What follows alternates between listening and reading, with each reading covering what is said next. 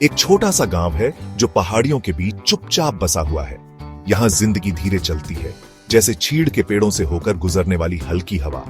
इस गांव में एक घने जंगल के किनारे एक पुराना भूला हुआ कुआं है। इसमें कई सालों से पानी नहीं आया है। गांव वाले इसे अंधेरा कुआं कहते हैं। वे इसके पास नहीं जाते, खासकर सूरज ढलने के बाद। बड़े बुजुर्ग इस जगह के बारे में कहानियां सुनाते हैं। उनकी आवाजें धीमी और गंभीर होती हैं। वे कहते हैं कि जब अंधेरा होता है तो कुएं की ठंडी पथरीली गहराई में एक रहस्यमयी शक्ति जाग जाती है। एक ऐसी ताकत जो किसी बेवकूफ के बहुत ज्यादा पास आने का इंतजार करती है।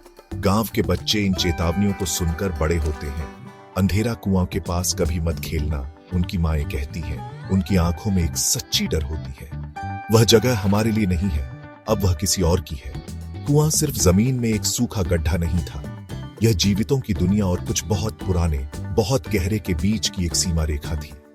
कहानियों में अजीब फुसफुसाहटों की बात थी जो चांदनी रातों में बाहर आती थी। उन परछाइयों की जो उसके किनारे पर नाचती थी जब कोई नहीं होता था। कुआं गांव के शांतिपूर्ण नजारे पर एक दाग था, एक भूले हुए रहस्य की लगातार याद दिलाता था।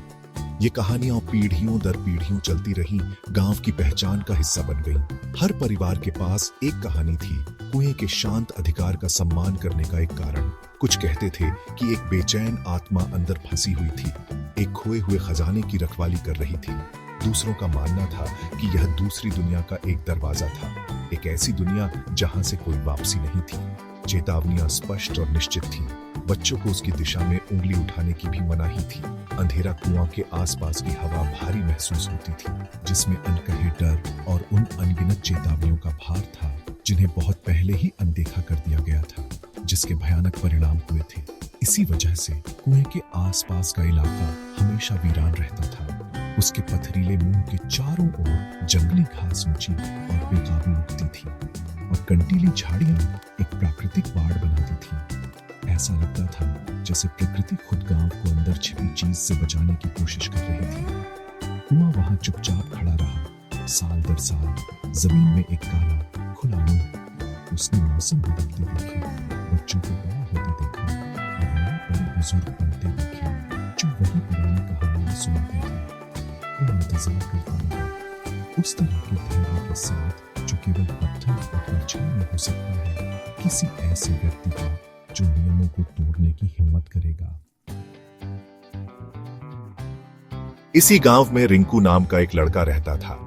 वह एक शैतान लड़का था जिसकी आंखों में जिज्ञासा भरी थी और दिल में कोई डर नहीं था।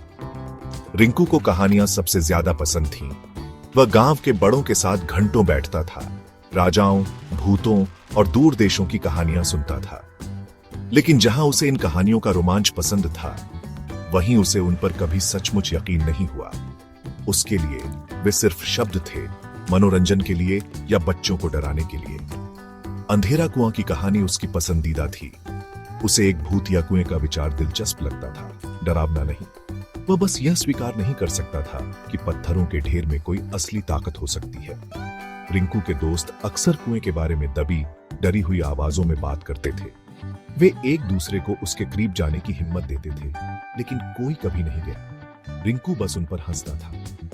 यह सिर्फ एक पुराना सूखा कुआं है, वह कहता था, आत्मविश्वास से अपनी छाती फुलाते हुए। इसमें डरने वाली क्या बात है? एक भूत? क्या तुम में से किसी ने कभी देखा है? उसके दोस्त सिर हिलाते थे। कहानियों में उनका विश्वास अडिग था। रिंकू के अविश्वास ने उसे इन बातचीत में एक अजनबी बना दिया। वह उनके डर को एक कमजोरी मानता था, एक बेतुका अंधविश्वास जिसका उसकी तार्किक दुनिया में कोई जगह नहीं थी। वह उन सभी को एक दिन गलत साबित करने के लिए दृढ़ था। उसकी माँ उसके साहसिक स्वभाव को लेकर चिंतित रहती थी। वह अक्सर उसे जंगल के किनारे के बहुत करीब घूमते हुए पाती थी, तितलियों का पीछा करते हुए या सबसे ऊंचे पेड़ों पर चढ़ने की कोशिश करते हुए। रिंकू, तुम्हें सुनना चाहिए, वह गिड़गिड़ाती थी। कुछ चेतावनियां किसी कारण से होती हैं। वे उन लोगों के दर्द पर आधारित होती हैं जो हमसे पहले हैं, लेकिन उसके शब्द अनसुने रहते। रिंकू अपनी माँ से प्यार करता था, लेकिन उसे लगता था कि वह भी गांव की पुरानी कहानियों के जाल में फंसी हुई है। उसे लगता था कि पुरानी अंधेरा कुआं की कहानी सिर्फ शरारती बच्चों को खतरनाक, झूठे पट्टी से दूर रखने के लिए बनाई थी। यह एक व्यवहारिक छूट थी कुछ नहीं।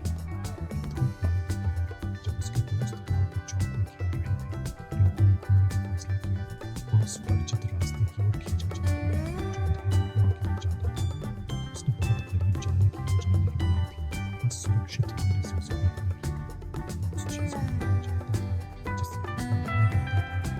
वो उसकी शक्ल हर दिन की तरह से चाहता था, जैसे कि वो एक बड़े बरगद के पेड़ के पीछे छिपा हुआ था। उसे एक अजीब शब्द महसूस हुआ।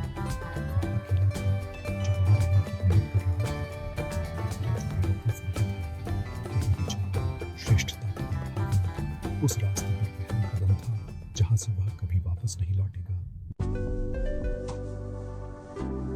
जैसे ही रिंकू अपनी छिपने की जगह से कुएं को देख रहा था, उसकी नजर किसी चीज पर पड़ी। कुएं के पत्थर के किनारे के पास उगी हुई झाड़ियों में आधा छिपा हुआ एक पुराना लकड़ी का संदूक था। यह छोटा था और धूल और काई से ढका हुआ था, जैसे वह बहुत समय से वहीं पड़ा हो। उसके दिल की धड़कन तेज हो गई, डर से नहीं बल्कि उत्साह से। यह एक असली रोमांच था, ठीक वैसी ही कहानियों जैसा जिन्हें वह बहुत पसंद करता था। कुएं की डरावनी प्रतिष्ठा को भूलकर वह करीब रेंगने लगा। उसकी आंखें रहस्यमयी डिब्बे पर टिकी थीं। थोड़ी कोशिश से वह उसे झाड़ियों के कंटीले आलिंगन से बाहर निकालने में कामयाब रहा। संदूक भारी था और उसका ताला झंग खाया हुआ और टूटा हुआ था। कांपते हाथों से रिंकू ने उसे खोला। उसकी सांस गले में अटक गई। अंदर फीके लाल मखमल के बिस्तर पर चमकते हुए सोने के सिक्के थे। वे दोपहर की धूप में चमक रहे थे। रिंकू ने आज तक जो कुछ भी देखा था उससे ज्यादा सुंदर लग रहे थे। छिपे हुए खजाने की कहानियां सच थीं, लेकिन उसकी रखवाली करने वाली आत्मा कहीं नहीं दिख रही थी। उसके मन में एक लालची विचार बनने लगा। इस सोने से उसके परिवार को कभी किसी चीज की चिंता नहीं करनी पड़ेगी। वह जितने भी खिलौने और मिठाई चाहता था सब खरीद सकता था। सोना एक नए जीवन का वादा था। वह जानता था कि वह अभी संदूक नहीं ले जा सकता, कोई उसे देख सकता था। उसे अंधेरे का इंतजार करना